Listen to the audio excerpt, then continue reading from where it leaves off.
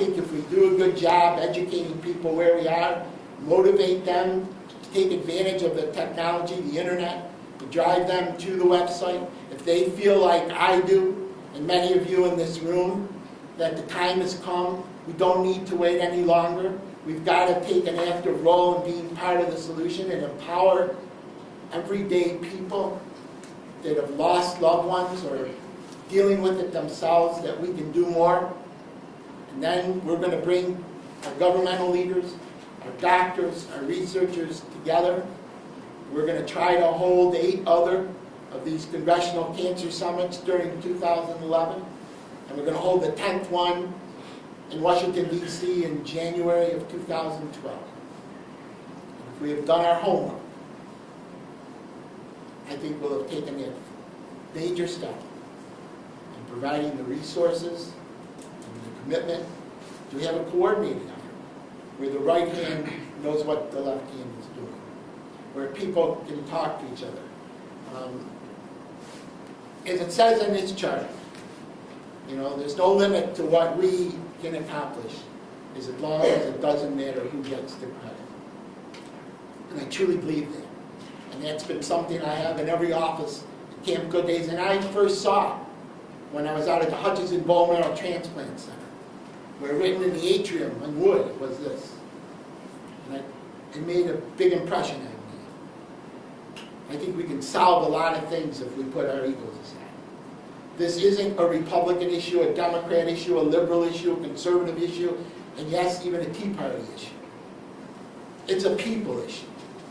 Cancer doesn't care if you're a man, woman, black, white, yellow, red, whether you're educated, non-educated.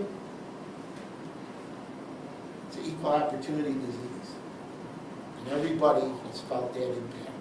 And it's not only a disease that can prematurely take your life, it's almost like it has to humiliate you while it's doing it. So I believe the time has come. I know all of you in this room believe the time has come. Our website is up. It went up at 10 o'clock this morning. We're going to be working with all the tools that are available to spread the word. And what greater gift at this special time of year, as we approach the holidays, can we give to our family and our friends and our loved ones than to take that first step to find the answers to this disease that has impacted so many of us. And one day I hope that all of you that are here will look back and say, I was here when we started to take that first step, to do it the right way.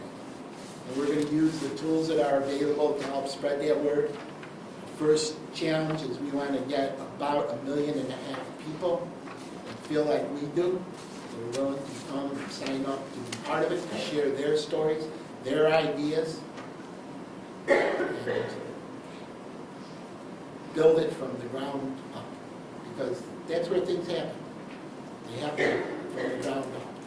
And the first secret is to be able to make people realize that, one, we have the ability, we don't have to just accept it, but we need to do those 2 things. We need to create that will in the American people, and we need to go about it in a different way. Because what's the definition of insanity? You keep doing things the same over and over again and expect different results. So with that, I will kind of shut up, and I'd be happy to answer any questions from our friends with the media. They have a job to do to hopefully share this with people. I want people in our community to be proud that this is where it's starting. Just as I know many people are proud that this is where Camp Good Days was born, because many of the programs and services that were started right here in Rochester have been used as models by other childhood cancer treatment centers and organizations all over the world. All over the world. So does any of our friends in the media have any questions? Gary, how is a website supposed to end cancer by 2020? The website is the first part of it. The first part of that plan is to get people to come to the website so that we can hopefully educate them as to where we are with cancer today, right now. I mean, I was astounded. I didn't realize the number of people that were dying each week of cancer in this country. I always felt that heart disease was a leading cause of death in this country. And I didn't realize if you're 85 or younger, it's cancer. I didn't realize that we haven't made the kinds of progress that I had thought. I mean, I knew I was going to a lot of funerals. I mean, right now, this moment, I don't know. Chrissy, what time was Anita's funeral this morning? 11. 11 o'clock in Greece. One of our campers is being there. So the first part is to go out and make people aware of where we are. And hopefully by getting them to come to the website, they can spend as much time or as little time as they want to. If they feel as we do and want to be a part, that cancer needs to be at the forefront of our national agenda, then they'll sign up.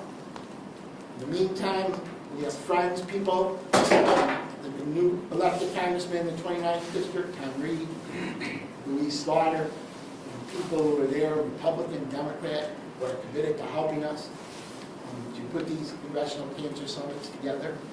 We learned a great deal for those of us who were there in June 22nd in 2009. And put that coordinated effort together. See, I believe government is something that should be in business only for do things that people can't do for themselves. You or I don't get the ability to find the answers to things. We need government. And one of the biggest detriments to why we haven't made more progress, because in talking to people, researchers, they're this close.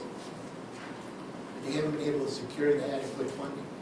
One of the leading reasons why young oncologists going into the field, they can't find funding for their area of interest, so they're moving to another discipline of medicine because they can't find the elusive funding. The amount of governmental funds over these past 5-6 years has become stagnant. A lot of the research, to give you one example, a lot of the research is being funded by your large pharmaceutical companies. Let's just say you have a hypothesis. If you mix this agent and that agent, you can improve the quality of life for men with advanced prostate cancer. And I say, I like your hypothesis. We're going to fund it. See if it's true. But before we give you the money, you're going to have to sign all kinds of confidentiality agreements as is the institution where you're going to conduct the research. Why? Because if it proves to be correct, and we can take it to the laboratory and replicate it, and take it to the marketplace, we're going to get a substantial return on our investment. But if it fails, we don't want that information to become public because that could impact our stock prices. Sometimes we can learn as much from that research that fails that we can from the research successful. Now let's just say Cheryl's out on the West Coast at Stanford, and she's got this same hypothesis as you. And she's trying to secure funding for her research. So not only do we have a smaller pool of funds, but she's trying to secure that funding, and she has no idea what happened in your research. So if she follows the same scientific principles, she's going to come up with the same results. Where if she knew what happened when your research failed, she maybe would be able to tweak her own research and come up with a different result. So not only are we wasting money and wasting energy and time by the way we're doing it today. If government funds it, it becomes public information. It's available to all.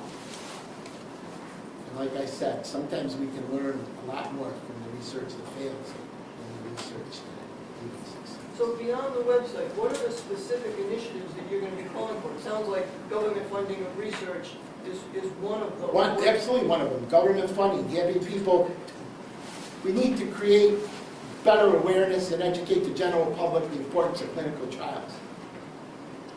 There needs to be more than 3 to 5% of adult oncology patients participating in those clinical trials, and there needs to be those clinical trials. So we need to do a better job of educating the public the importance of clinical trials. We need to do a better job of providing incentives for doctors.